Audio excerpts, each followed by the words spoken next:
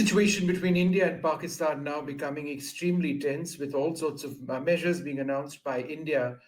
There are huge concerns that this may be heading to a situation where there may even be conflict at some level between the two sides. But we don't want to get ahead of ourselves just yet. I think it is important to reflect on the decisions announced by the government so far. Joining us now, Ambassador Sharad Sabharwal, former High Commissioner of India to Pakistan. Thanks so very much for being with us. I think the first point, let's start with today, is that all existing valid visas of Pakistani nationals in India have been cancelled. All Pakistani nationals have been told to return by the 27th, and those with even medical issues have been told they can stay on for only 2 days more. That means till the 29th. In your mind, is this perhaps the strongest step taken by India against Pakistani nationals so far? Yes, I think, visas, there have been a lot of restrictions for some time on the number of visas issued. I mean, for example, when I was the High Commissioner up to about 2013, we used to issue a large number of visas. But then, it progressively went down, and the number has been coming down. I would say that barring the steps that we have announced, according to me, barring the one concerning the Indus Waters Treaty, they are largely symbolic.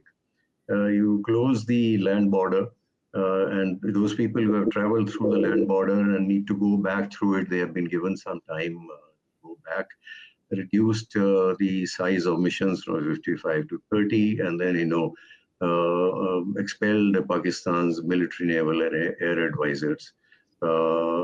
These are all symbolic steps. The only step of consequence announced so far by India concerns the Indus Waters Treaty. I'll come to that in a moment. What about what Pakistan has said when they've said that all bilateral agreements between India and Pakistan are being put in suspension or in abeyance, including the Simla Agreement? And I ask about the Simla Agreement because the line of control, which is the de facto boundary between India and Pakistan, was formed in 1972 through the Simla Agreement. If Pakistan says they don't agree, they don't accept the existence of the Simla Agreement right now, what does that say about the status of the line of control?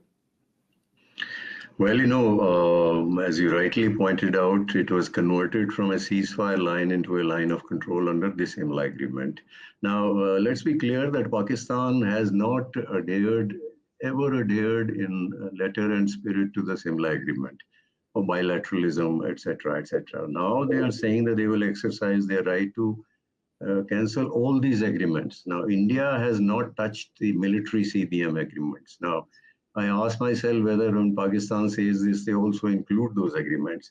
But you are absolutely right. Then it throws everything concerning the line of control into a melting pot, not from our side, but from their side.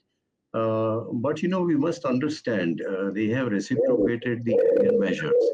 Plus, they have announced some additional measures. This is one of them. They have stopped Afghanistan's transit trade through their territory. And they have also, regarding the Indus Waters Treaty, we'll probably come to that later, said it will be an act of war, etc., etc. To my mind, this is a response which is very belligerent, but it is aimed at creating a standoff to invite intervention by other influential countries. This is what Pakistan has been trying to do, saying it will be a declaration of war. And that we will respond with full spectrum of our force. Now, this is nuclear blackmail, which they have resorted to. So this is an attempt in that direction. Yeah. Ambassador Sabharwal, for us to implement what we said yesterday, holding the Indus Waters treaty, essentially implies that ultimately millions of Pakistani citizens, whether they're farmers, businesses, or just normal civilians, may face a huge dearth of water. But correct me if I'm wrong, to implement this threat would mean a long period of time because there would need to be further constructions. It's not a switch on, switch off mechanism at the moment, is it? You're absolutely right. You're absolutely right. It is a psychological blow to Pakistan as a lower riparian.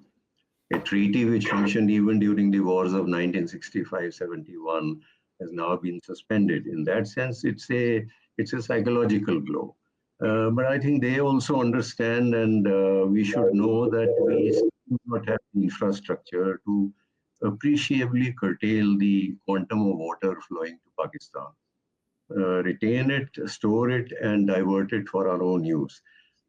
Secondly, we also do not have enough infrastructure to influence in a meaningful manner the timings of flow. This has been a worry on the Pakistani side that India could influence the timing of flows during crop sowing season.